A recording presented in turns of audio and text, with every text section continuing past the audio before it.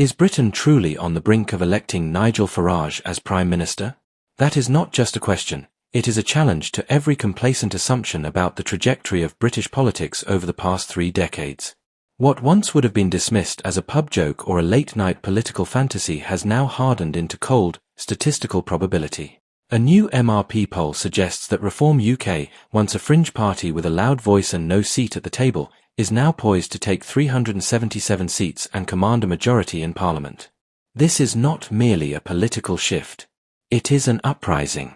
A reckoning. And if you think this is just a passing protest vote, you are dangerously underestimating the fury that now defines the British electorate.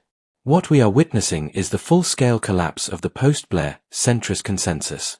The old guard, Conservatives and Labour alike, have hollowed themselves out. Labour has become an anemic force, visibly paralysed by internal contradictions and a vacuum of conviction. Starmer's party no longer represents the working class, and voters know it. You cannot promise progressive ideals and deliver technocratic austerity.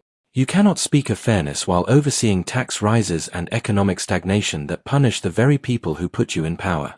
Starmer is not being punished because he is radical, he is being punished because he is utterly, painfully forgettable. The Tories, meanwhile, are dead on arrival. The party of Churchill, Thatcher, and even Cameron has degenerated into a confused, consultant-led corpse whose last electoral instincts gave us a parade of instability, economic wreckage, and a total abandonment of principle. With just 29 seats projected in this poll, it's clear, the public is not interested in a rebranded Conservative Party led by Kemi Badenoch or anyone else. They are not listening. The voters have closed the door. And in that vacuum, in that void of trust and vision, Farage has stepped in, not as a curiosity, not as a disruptor, but as the main act. The political class has spent years sneering at him, treating him as a populist nuisance who would inevitably implode. But unlike other political insurgents, Farage has something they cannot mimic: clarity. You may not like what he stands for, but he tells you exactly what it is. On immigration, on national identity, on tax, on energy, he speaks with a confidence and directness that obliterates the bland managerialism of his rivals. Reform UK's rise is not some nationalist spasm or alt-right takeover. It is the result of years of betrayal. It is a rebellion against a ruling elite that has stopped listening. It is driven by families who cannot afford to heat their homes or fuel their cars while being lectured about carbon neutrality. It is powered by small business owners crushed by red tape and a tax regime designed to protect the mega-rich while penalizing productivity. It is fueled by ordinary people who are tired of being told that their concerns are backward or bigoted. And now, the media, the pollsters, and the political strategists are panicking. They are finally realizing that the electorate isn't bluffing. That this isn't just a protest, it's a mandate for something else entirely. But here's what should terrify the establishment most: the more they attack Farage, the stronger he gets. Every sneering editorial, every outraged panel show segment, every moralistic lecture from metropolitan pundits only feeds the storm. The people are no longer asking permission. They are demanding representation. And Farage, like him or loathe him, is the first politician in a generation to make them feel heard.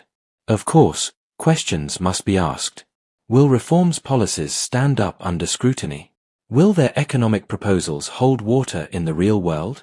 Can a party built on insurgency pivot to governance without fracturing? These are fair questions, but they are not disqualifying. Reform is not being held to a higher standard because it's dangerous, it's being held to a higher standard because it's effective. Because it's winning. This is not the time for comfortable caution or backroom compromise. This is a moment of national realignment. If Labour wants to survive, it must reclaim its soul, not through slogans, but through action. It must ditch the sterile centrism and fight tooth and nail for the people it abandoned. If the Conservatives want to avoid total extinction, they must confront the truth that free market lip service and culture war theatre are no longer enough. Voters are looking for courage. They are looking for ideas that match the scale of the crisis they live in. So far, only one party seems to be offering them. Farage's potential ascent is not just a turning point, it is a challenge to the entire foundation of modern British politics. You may hate what it says about the country. You may fear what comes next.